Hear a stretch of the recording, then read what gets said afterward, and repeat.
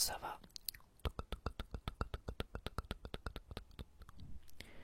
Donc nous voici pour une nouvelle vidéo de bavardage sur le canapé. Donc aujourd'hui je vais faire une vidéo assez rapide parce que c'était pas la vidéo qui était prévue et bon j'avais pas trop le temps de faire la vidéo de prévue. Donc je voulais faire une vidéo rapide de bavardage sur le canapé quoi, dans le genre feignant, pas prise de tête. C'est des vidéos qui sont simples à enregistrer, pas de préparation. Et au niveau du montage, bah c'est... Voilà, ça va. Alors oui, j'ai vu deux films avec deux comédies romantiques avec Victoria Justice, qui étaient des films qui étaient vraiment très agréables à regarder. Et j'ai découvert finalement une nouvelle artiste qui est aussi chanteuse. Bon après j'ai été voir ce qu'elle faisait, c'est pas trop mon délire. Mais alors attends, parce que moi je suis perdu à chaque fois. Donc je vais quand même revenir sur ces deux films là. Parce que je les trouve quand même intéressants. Et si j'arrive à retrouver la section. Donc ma liste. Alors attends, j'ai peut-être ma liste. Voilà. Je les ai mis sur ma liste, donc voilà, je vais pouvoir les retrouver. Alors le premier film c'est Un accord parfait.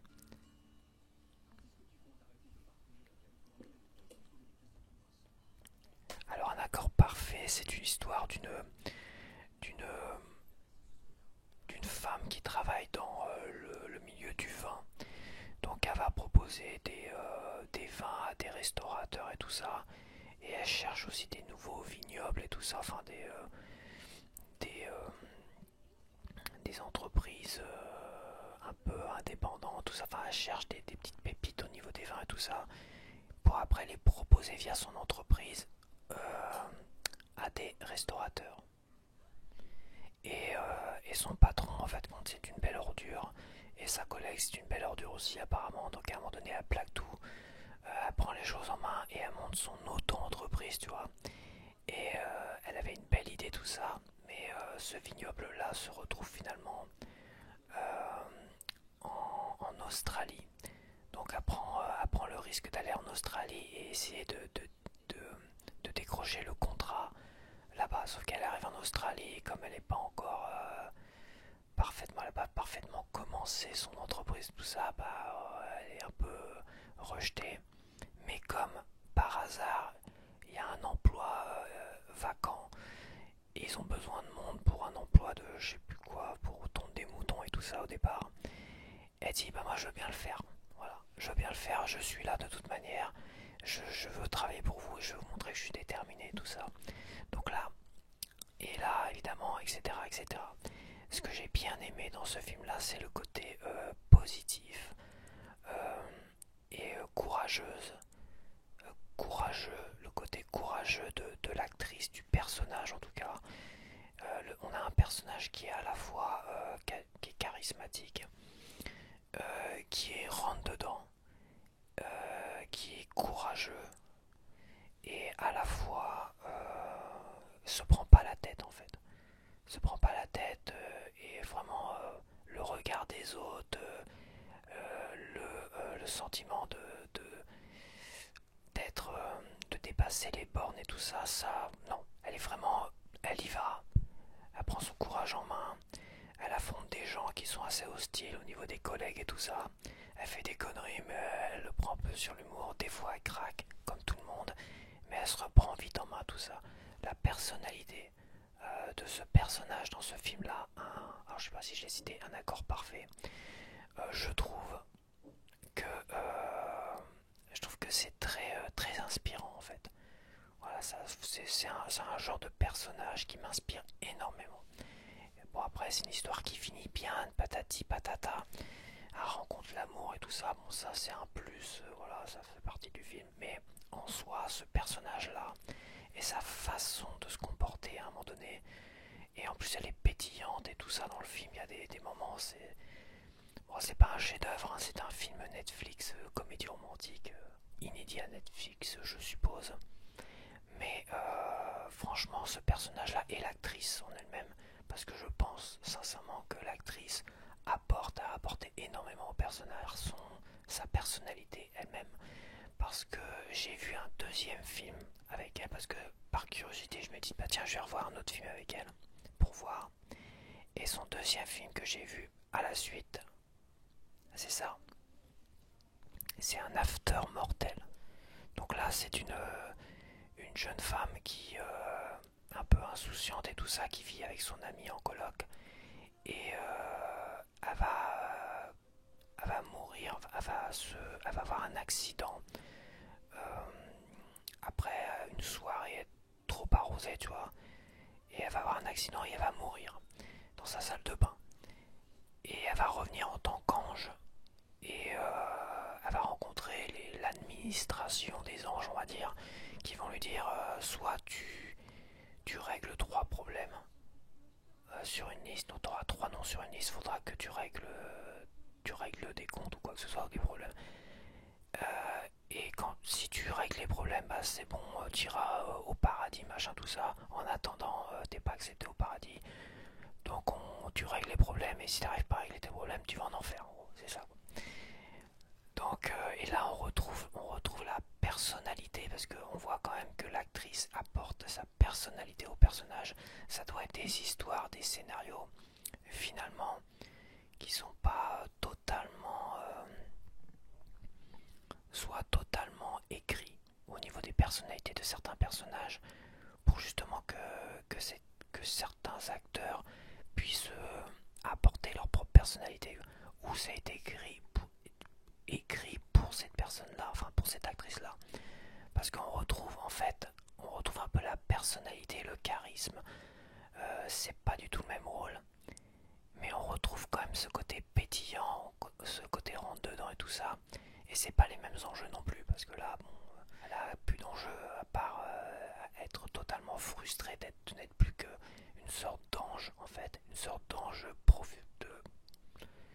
une sorte d'ange, comment dire, éphémère. Et finalement, après, allez, boum, au paradis, c'est bon, ta vie c'est terminé, quoi. Tes amis, tu les verras plus, ta famille, tu les verras plus. Donc, il y a une forme de frustration derrière. Et malgré cela, il y a quand même un côté, on surmonte la frustration. Donc, c'est vrai que c'est quand même 2 personnages. Et à la fois, c'est joué par une actrice qui doit apporter clairement sa personnalité dedans, qui font du bien, qui motivent et qui sont très inspirants. Voilà. Sans être des chefs-d'œuvre. Un After Mortel, ça m'a fait chialer à un moment donné quand même. C'était très intense. Et l'autre, voilà, j'ai pas été mort de rire ni d'un côté ni de l'autre de ces 2 films-là, mais j'ai été inspiré, en tout cas, par les personnages, par ces 2 personnages, et au final par cette actrice-là. Alors après, il y a un autre film avec elle là, mais c'est quand elle était une adolescente. Bon, ça m'intéresse pas trop. On retrouve pas sa personnalité d'adulte, parce que ça reste quand même 2 films récents où elle a la trentaine. Ouais, elle doit avoir la trentaine là. Fin de vingtaine, début de trentaine. Et bon, on voit déjà elle a une personnalité qui est vraiment très inspirante là. Quand elle était adolescente et l'adolescente, un peu comme toutes les Britney Spears et tout ça, qui. Alors, je sais pas si Britney Spears était comme ça, mais il y en a eu beaucoup de jeunes actrices qui ont été dans des petites séries comme ça, Disney, qui se sont fait connaître comme ça, et après elles ont fait des carrières à droite et à gauche. Bah elle, c'était ça apparemment, c'était aussi comme ça, elle s'est fait connaître avec peut-être une série de chants, de danse ou je sais pas quoi. Et après elle s'est fait connaître, elle a apparemment peut-être un peu disparu, et là elle a l'air de revenir, parce que c'est des films comme ils sont récents, 2021 pour un After Mortel et un accord parfait, s'il veut bien fonctionner. Ah non, c'est moi qui déconne. C'est ma tête qui fonctionne pas. Et un accord parfait, c'est 2022. Donc à voir, parce que je trouve que c'est une actrice qui a à la fois fait du bien, qui devrait être dans des feuilletons de Noël. Ça se trouve, j'ai pas vraiment bien regardé, mais ça se trouve, elle joue dans les feuilletons de Noël, mais ça devrait être une actrice qu'on devrait revoir, je trouve, beaucoup plus souvent dans ce genre de rôle, parce qu'elle fait beaucoup de bien, je trouve. Après, bon, bah, elle a une carrière pas si ça se vend, des CD, tout ça. Je sais pas du tout, parce que c'est pas du tout connu en France. Hein. Peut-être qu'elle est plus connue aux États-Unis, mais en France, j'ai jamais entendu parler d'elle en tout cas. Donc voilà, ça c'était deux films auxquels je voulais, sur lesquels je voulais apporter, on va dire, un petit point de vue, un petit avis. Et sur le côté vraiment inspirant et bien-être, et oui, inspirant des personnages. Oui, je sais qu'il y a des gens qui ont envie de. Moi, c'est mon cas aussi, j'aime bien pouvoir m'inspirer des choses que je vois ou que je lis. Et c'est vrai que sans être des chefs-d'œuvre, il y a des personnages inspirants, et voilà. Donc après, moi, qu'est-ce que j'ai vu? J'ai commencé Emily in Paris. Alors, Emily in Paris, comment dire, c'est très joli, hein, ça donne envie de vivre en France et à Paris. Hein. Mais bon, c'est un peu le côté un peu trop glamour de Paris et le côté un peu trop bourgeois, la bourgeoisie parisienne. Élitiste parisienne, tout ça, ça me correspond pas trop en fait. Ça me rappelle en fait tous les films comme La Boom avec Sophie Marceau, La Boom 1 ou La Boom 2, ou certains films comme LOL, des trucs comme ça où j'ai même pas pu finir. J'ai l'impression qu'on vit sur une autre planète quand je regarde ces films-là. Quand tu regardais La Boom 1, là j'ai essayé de les revoir récemment, et c'est vrai que je comprends pourquoi ces films-là j'accrochais pas du tout. Parce que ça correspondait pas à la vie en campagne. En campagne, c'était pas ça. Ça correspondait à la vie, la petite bourgeoisie parisienne de l'époque. Et c'était des mœurs différentes. T'avais l'impression que c'était des extraterrestres, ou nous-mêmes on était des extraterrestres. Mais c'était assez bizarre. Et même LOL, qui est un film plus récent, qui se voulait être la suite spirituelle de La Boom avec Sophie Marceau, adulte, en tant que parent. J'ai commencé à regarder ce film-là par curiosité pour voir. Et c'est pareil, j'ai retrouvé cette bourgeoisie parisienne avec des mœurs que je ne retrouve pas en campagne. C'est des trucs qui me correspondent pas. Et dans Emily in Paris, on nous montre cette bourgeoisie parisienne peut-être un peu plus peut-être friquée, plus riche, plus élitiste, on va dire, arrogante, méprisante. Je sais pas, j'ai beaucoup de mal à m'y retrouver. Je sais même pas si c'est réaliste aujourd'hui. Je sais même pas, à part vraiment certaines élites au niveau de la mode, parce que là, oui, ça a l'air d'être les parfums, la mode, il faisait une pub pour un parfum à un moment donné. Donc, je sais pas si c'est vraiment comme ça dans le monde aujourd'hui élitiste, de la mode, des parfums et tout ça. Bon, bah, ça fait beaucoup moins envie en fait. Et c'est là que c'est un peu le revers de la médaille, c'est qu'à un moment donné, tu fais envie avec la beauté de Paris, tout ça, avec l'actrice qui est charmante, qui est pétillante, y a pas de souci, et à la fois t'es pris dans ce côté élitiste parisien qui fait pas envie en fait, qui est un peu, je trouve, malsain, et ça me correspond pas. Je sais pas, ça me correspond pas. Puis quand tu vois un peu les propos et tout ça, où ça paraît normal de coucher un peu avec tout le monde, de tromper son mec avec un autre, et lui trompe sa femme avec un autre. Oui, mais c'est normal, ça fait partie des mœurs. Ouais, enfin non, ça fait partie peut-être des mœurs élitistes parisiennes, et encore, je suis pas sûr que ça soit comme ça réellement aujourd'hui. Soit quelque chose qui soit tout à fait normal et récurrent, et qu'il n'y a pas à trop se poser de questions, et que tout le monde est d'accord les uns avec les autres de tous les côtés. Non, ça je ne pense pas non plus, quoi. Je ne faut peut-être pas exagérer, c'est montrer aussi une mauvaise image de la France et des Français. Donc Emily in Paris, qui doit être qui doit représenter, bon, Paris, mais la France finalement aux yeux du monde, je trouve que c'est une mauvaise représentation de ce que nous sommes en tant que Français, et moi, ce que je suis en tant qu'homme français, peut-être pas parisien, mais je suis pas comme ça, quoi. Je suis pas comme ça. Après, rencontre un gars dans une soirée, il se comporte vachement bien, il est super charmant et il fait tout ce qu'il faut pour la séduire, tout ça, un super contact, bah là c'est parfait, il n'y a pas de souci. Et à la fin, il rajoute il se comporte que, enfin je sais plus ce qu'il lui dit, mais il lui dit un truc super grossier dans le creux de l'oreille, et l'autre elle est super choquée, puis elle se barre. Mais là, il y a un truc que je comprends pas du tout, quoi. Donc il pousse, je trouve, avec cette série, il pousse un peu le bouchon. Parce que le gars, il l'avait dans la poche, la fille. Il l'avait clairement dans la poche, il se comportait super bien, il l'avait dans la poche.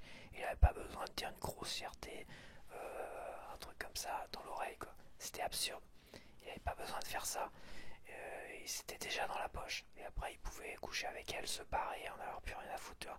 Il n'avait pas besoin de faire ça, c'était juste pour montrer, pour exagérer un trait sur les hommes français. Parce que bon, faut pas croire, hein, ça représente tous les hommes français, toute la France. Et je trouvais ça vraiment stupide, enfin, je trouvais ça vraiment aberrant, enfin pas aberrant, mais je trouvais ça un peu dommageable parce que je me sens représenté par ça, en gros, d'une certaine manière. Donc j'ai arrêté de regarder cette série. Bon voilà, après ça, enfin bref, je passe, c'est inintéressant au possible. Voilà, il y a des trucs qui m'agacent et je regarde pas une série pour que ça m'agace. Je regarde des trucs pour que ça m'inspire, même si c'est pas des chefs-d'œuvre finalement. Donc allez, on va aller voir le top 10. Ok, j'ai rien vu d'autre là tout à l'heure, je pense pas. Alors le top 10 des films aujourd'hui. Alors on a Rebel Ridge. C'est vraiment très récent ça. Un ex-marine s'attaque à la corruption dans une petite ville des États-Unis quand la police saisit injustement le sac contenant l'argent prévu pour payer la caution de son cousin.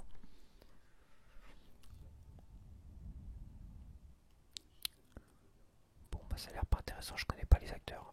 Et il y a Don Johnson dedans, ça doit être un... À part Don Johnson, ça doit être un flic. Chief. Ouais, c'est un flic ça. Il y a Don Johnson, bah Don Johnson c'était le gars qui jouait Marlboro Man dans Harley Davidson et Marlboro Man. Et L'Homme au Santiago en français, voilà, pour pas faire de la pub à Marlboro à l'époque. Et qui jouait Nashville, qui jouait dans la série Nashville, je crois que c'est ça, ouais, Nashville, et dans la série Les flics de Miami là. Je regardais pas cette série, mon grand frère adorait ça, c'était ouais, les flics de Miami, les deux flics à Miami. Ouais, c'est ça, les deux flics à Miami.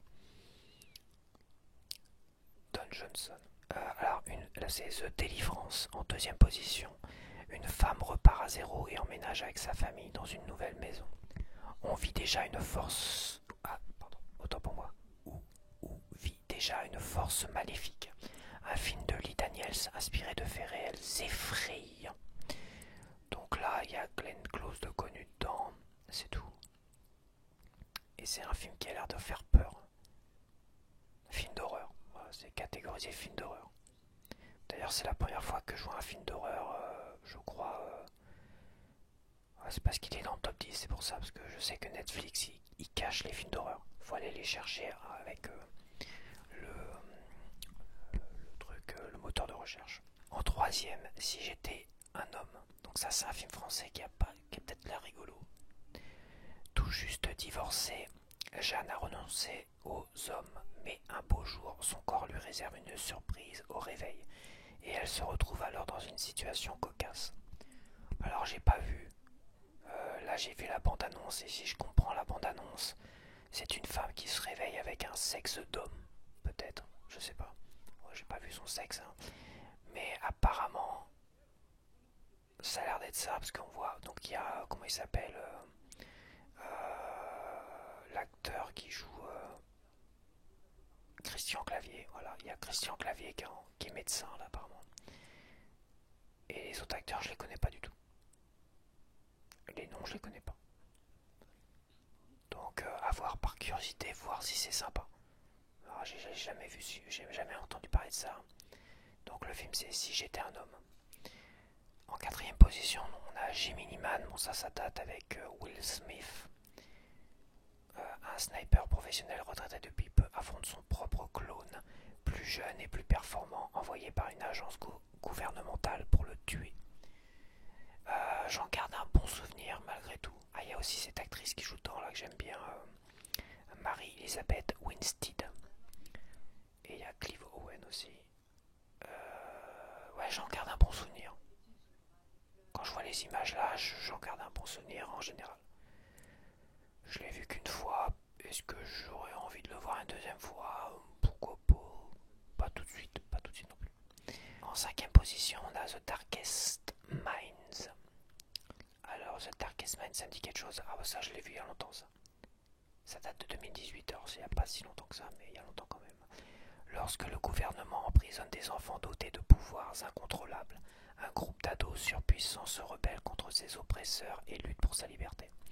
Donc ça, c'est un film qui appelait à une suite, et en fait, ça a tellement pas fonctionné qu'il n'y a jamais eu de suite. Ouais, ça doit être ça. Ça doit être le film que j'ai vu. Là, il me met pas de bande-annonce, moi. Mais c'est quasiment sûr. C'était pas inintéressant. C'était, ouais, film pour ados, film de science-fiction, film pour ados, donc... mais c'était pas inintéressant. Mais il n'y a pas eu de suite, et c'est un film qui se termine un peu... un peu bateau, enfin ça se termine un peu... voilà. Ça appelait à une suite en tout cas. En sixième position, nous avons le Et si le ciel existait. À 4 ans, le jeune fils d'un pasteur raconte comment il a quitté son corps et est entré au paradis après avoir frôlé la mort lors d'une opération chirurgicale. C'est avec Greg Kinnear, un acteur des années 90 que j'aime beaucoup, Kelly Reilly, une actrice aussi des années 90, et l'autre je ne sais pas qui c'est.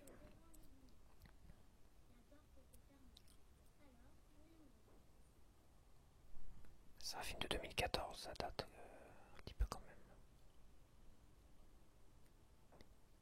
J'ai jamais entendu parler de ça, je suis pas sûr que ça soit bien. En septième position, bah, le jour d'après, alors ça c'est un film qui date d'il y a 20 ans quand même. La vache, ça me rajeunit pas.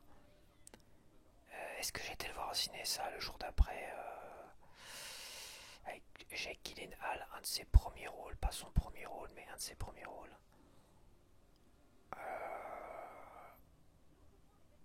Avec Dennis Quaid, Jake Gyllenhaal. Bon, je pense que le jour d'après tout le monde connaît. Donc là il est là, à 7ème position. J'essaie de me rappeler si j'étais le voir au cinéma 2004, c'est pas impossible.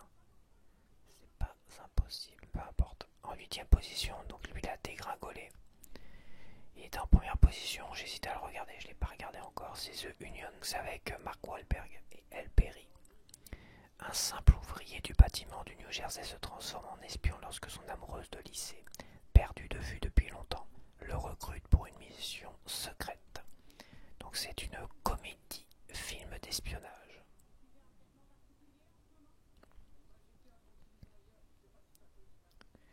À voir, voilà.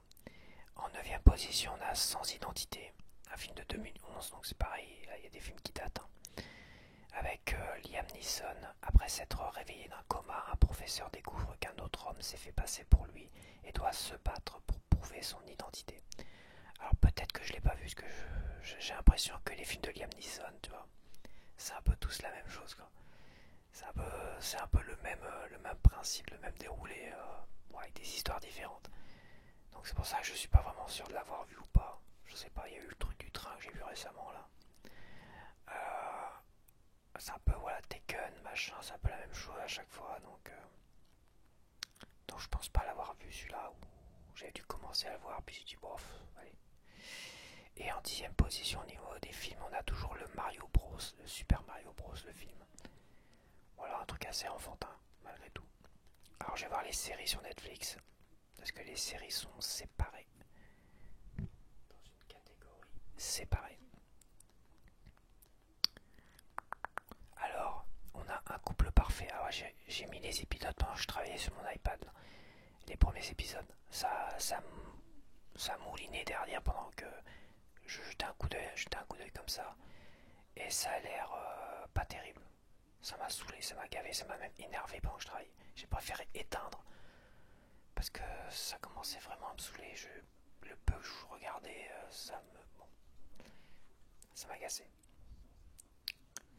En 2ème position, on a En Place, donc c'est avec Eric Judor de Eric et Ramsey. Voilà. Ça me fait pas du tout envie. Un éducateur de banlieue parisienne devient par hasard candidat à l'élection présidentielle. Mais la France est-elle vraiment prête à élire son premier président noir? Ouais, ouais, ça fait vachement pas envie. En troisième position, nous avons Chaos avec Jeff Goldblum. Alors que la zizanie fait rage sur le mont Olympe et que le tout-puissant Zeus sombre dans la paranoïa, trois mortels sont destinés à redéfinir l'avenir de l'humanité. Ouais, j'avais déjà vu ça la bande-annonce, mais ça m'a pas l'air tip top. Il y a des bons acteurs apparemment dedans quand même. Je sais pas comment il s'appelle l'acteur qu'on trouve dans les premières saisons de pas Walking Dead mais Fear the Walking Dead. Je sais plus comment il s'appelle celui-là. J'aime bien cet acteur-là. C'était le père dans les premières saisons de Fear the Walking Dead. Ah tiens, une vieille série ça. Pas si vieille que ça, 2017. Ah bon, je pensais que c'était beaucoup plus vieux que ça. Donc en quatrième position, nous avons Prison Break. Je crois que j'ai tout vu. Je crois. La première saison était vraiment génialissime. À partir de la deuxième saison, ça tire un peu, voilà, ça tire un peu sur la corde. C'est, je crois, à partir de la troisième où il se retrouve encore enfermé au Mexique ou je sais pas où là. Là j'ai pas dû les voir entièrement. Ou quoi que si, peut-être 4 saisons. Tu vois, ça m'a pas transcendé la fin en tout cas. Où j'ai lâché Prison Break, mais j'adorais la première saison. Elle était incroyable. À revoir rien que pour la première saison, à l'arrière, pour voir si c'était vraiment excellent ou pas. En cinquième position, nous avons Accidente. Ça a l'air d'être espagnol ça. Une fête d'anniversaire tourne à la tragédie et divise une communauté jusqu'alors très soudée, déchirant les familles, détruisant les amitiés et ravageant les cœurs. Ouais, c'est encore un truc chiant. En sixième position, on a Respira. Une équipe médicale dévouée passe ses journées à sauver des vies dans un hôpital public surchargé où les tensions et les histoires d'amour ne leur laissent aucun répit. Je lis très très mal. Ouais, bon, c'est bon. Emily in Paris en septième position parce qu'il y a la dernière saison qui est sortie. Bon, ça j'en ai parlé. En huitième position, on a Young Sheldon. Il y a 6 saisons quand même. Dans ce spin-off de The Big Bang Theory que je ne connais pas, enfin je connais mais j'ai jamais vu parce que ça m'a jamais intéressé. Sheldon Cooper, garçon de 9 ans, aussi brillant que maladroit, débarque au lycée où son intelligence laisse tout le monde sans voix. Ouais, donc c'est un des personnages de The Big Bang Theory quand il était gamin. Voilà, en gros. En neuvième position des séries, on a Les Ex de l'Enfer. Entre trahison et complot meurtrier, cette série documentaire sur des crimes réels explore le côté obscur de l'amour à travers les récits de témoins oculaires.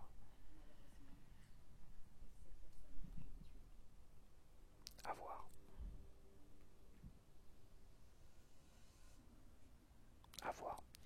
En dixième position, pour les séries, on a Selling Sunset. Pour cette équipe d'agents immobiliers du groupe Oppenheim qui vendent une vie de luxe à des riches clients de Los Angeles, c'est le réseau qui fait et défait tout. Donc ça a l'air d'être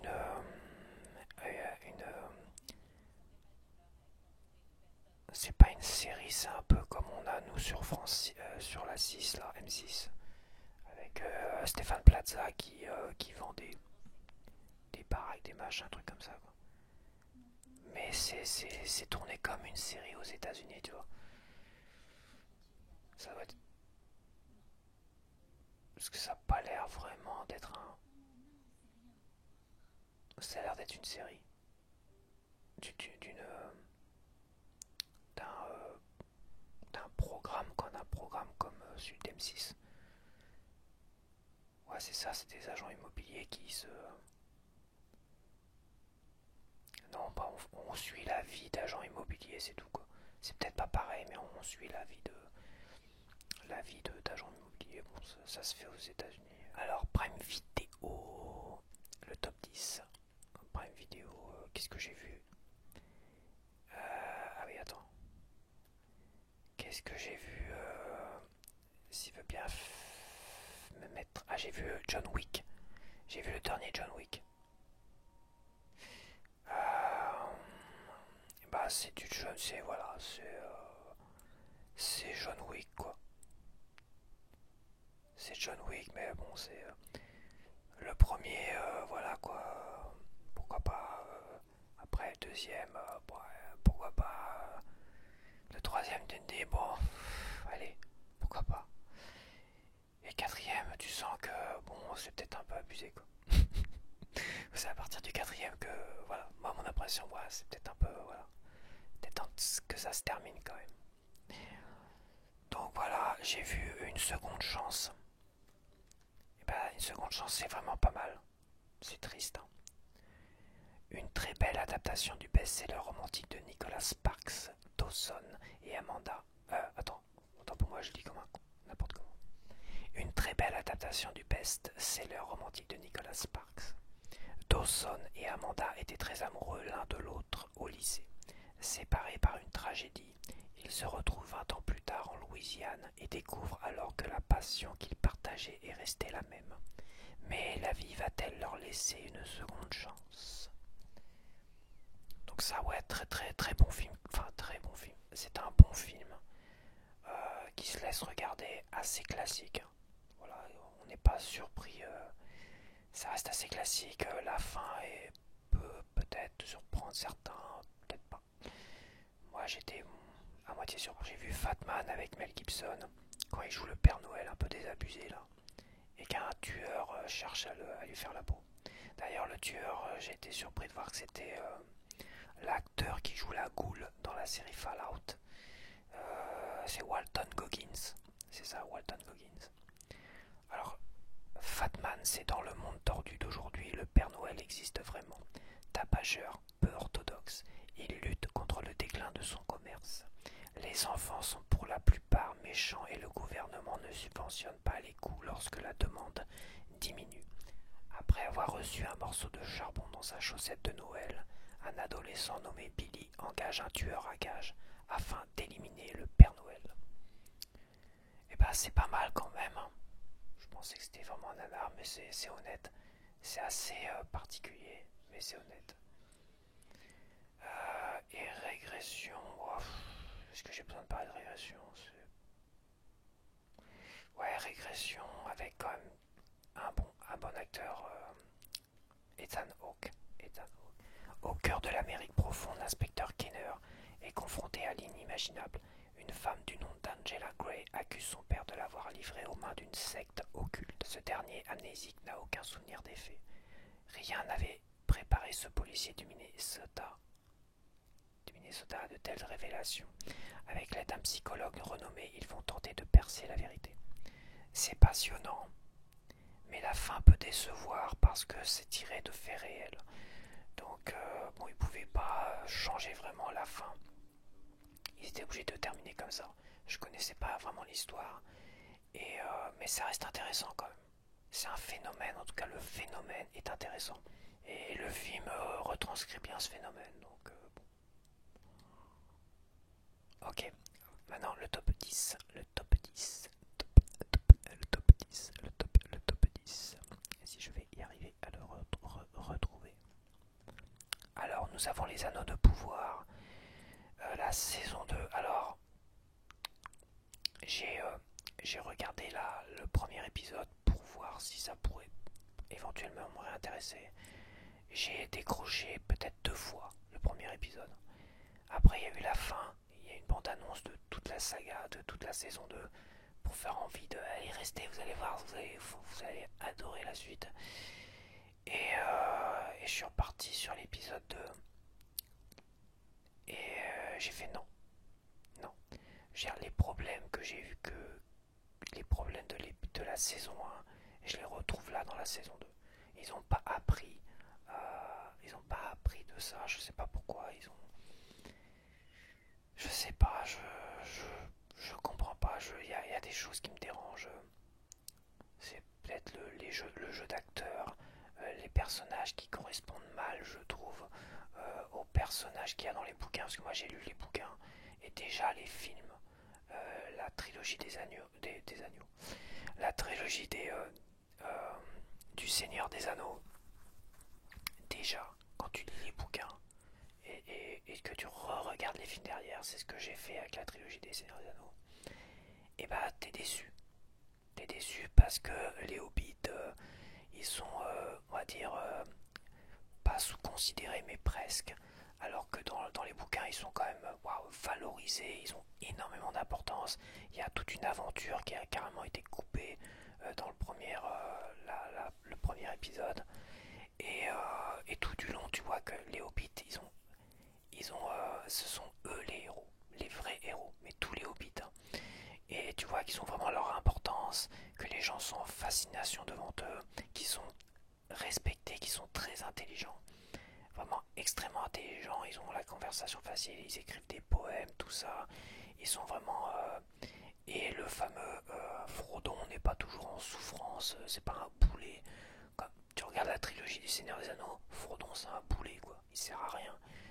Et bah il est pas dans cette souffrance là tout du long de la saga dans les romans, bien au contraire. Et il est vraiment fort et courageux. Il lui arrive évidemment le même malheur que dans les films par rapport à l'araignée, tu vois, et tout ça. Et c'est Sam Genji qui le sauve et tout ça à ce moment-là. Donc là d'accord, c'est pareil. Là, il n'y a pas de souci, mais pour le reste, je trouve que c'est dévalorisé. Les films dévalorisent vachement les hobbits, contrairement aux bouquins. Donc ça vraiment c'est important. Et pour ce qui est de certains personnages et de la série là, des Anneaux de pouvoir, comme les personnages de l'elfe et tout ça, de l'elfe, la dame blanche, pas la dame blanche, mais la dame de la forêt là, Galadriel. Ouais c'est ça, c'est Galadriel. Euh, Galadriel, c'est ça.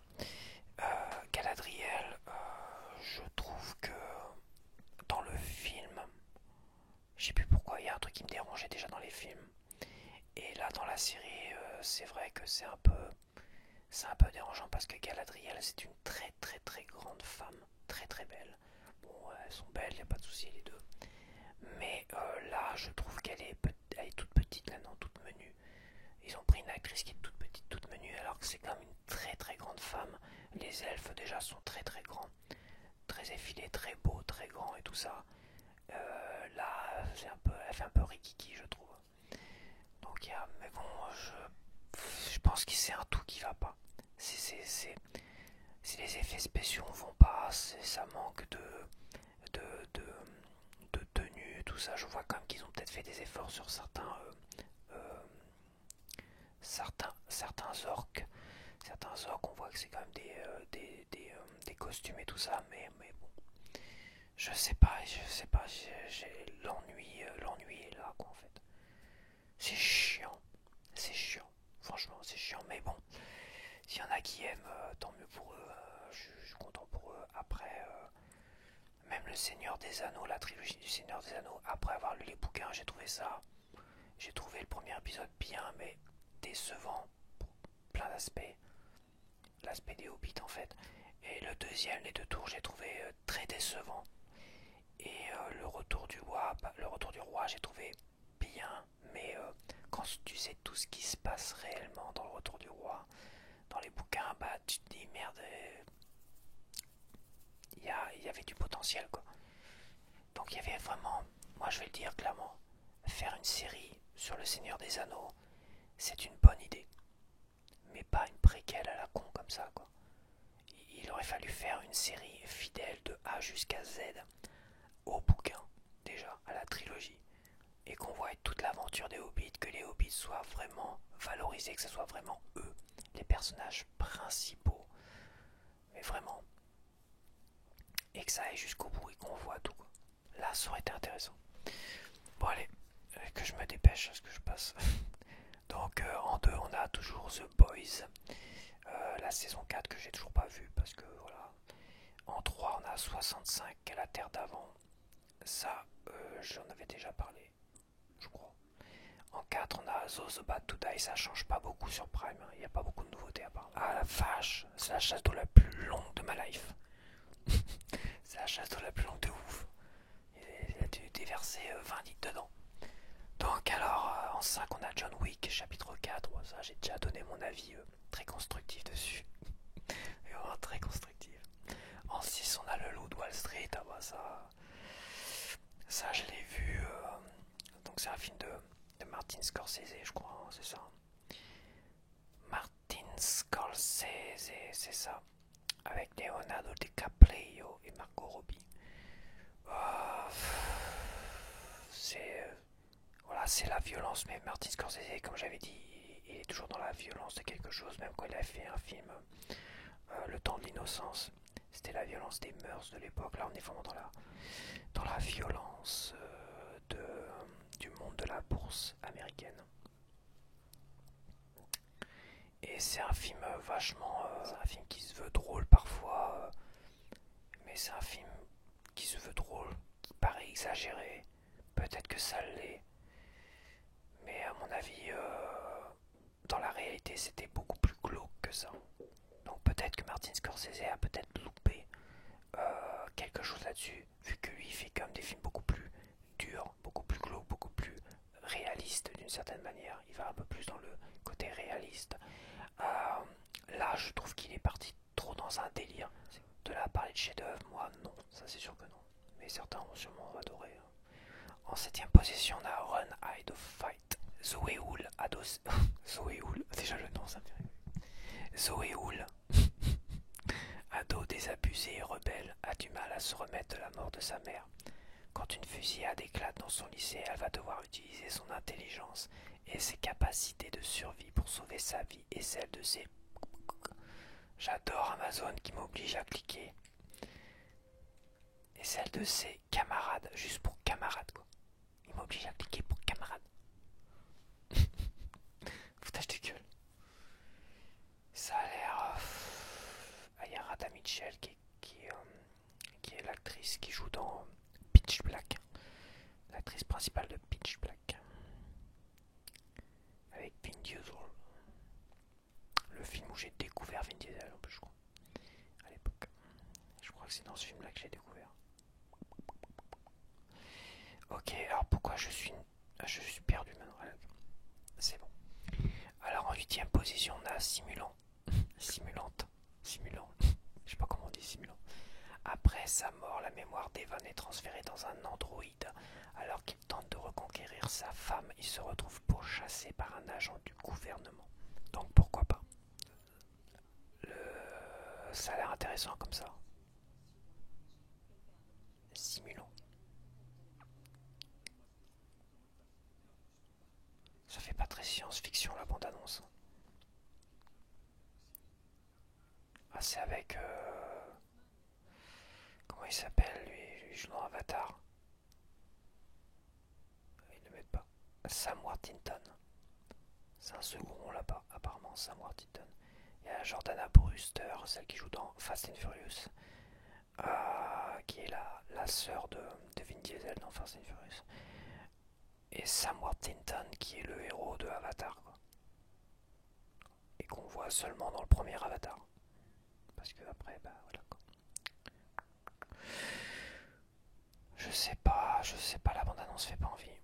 En 9ème position, on a Knox avec Micheline. Non, pas Micheline, Michael Keaton, c'est dingue. Michael Keaton qui jouait le premier Batman de Tim Burton. Et qui jouait Beetlejuice et qui a joué la suite de Beetlejuice également. Il y a Al Pacino en second rôle.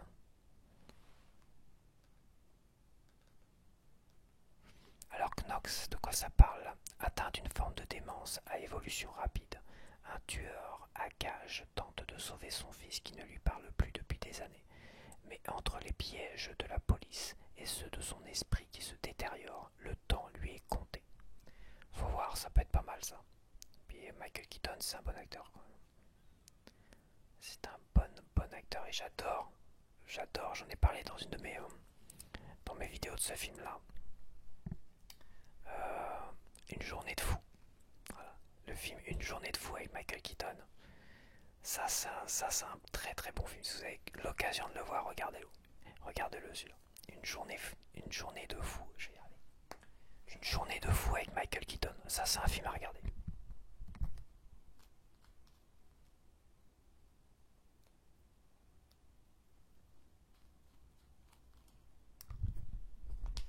Mais bon, j'en ai déjà parlé dans une de mes vidéos, anciennes vidéos. Et on va finir avec en 10e position Le Seigneur des Anneaux, le film, le premier, La Communauté de l'Anneau.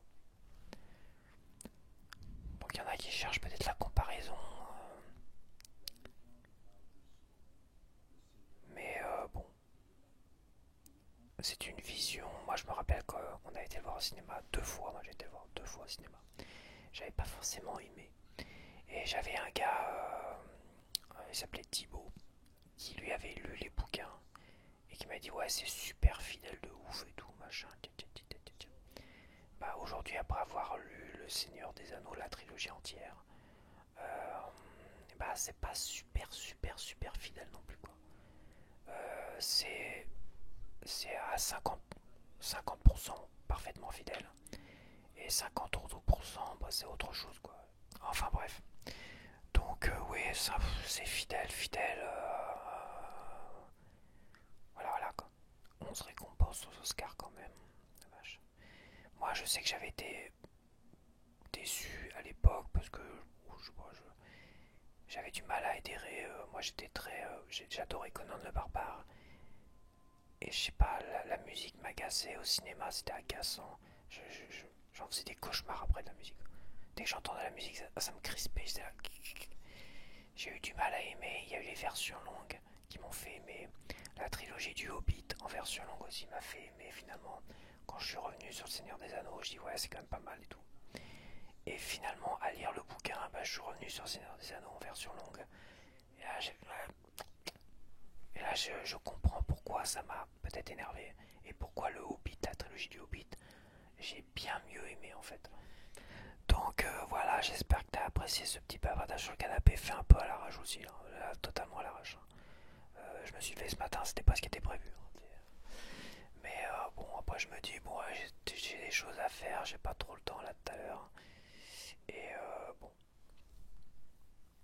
j'ai pas trop le temps, j'ai pas trop envie de faire trop d'efforts là tout à l'heure. Donc un petit baladage sur le canapé comme ça, je sais que ça fait partie des vidéos qui plaisent le plus sur ma chaîne. Donc pourquoi se priver aussi hein. Pourquoi se priver d'être feignant un petit peu pour ma part et de vous proposer une petite vidéo comme ça. Bon, je suis pas sûr que j'ai révolutionné le monde avec cette vidéo là, ni avec les autres d'ailleurs, de bavardage sur le canapé, mais si vous appréciez, eh ben, c'est le principal. Allez, je vous dis à la prochaine. À la prochaine.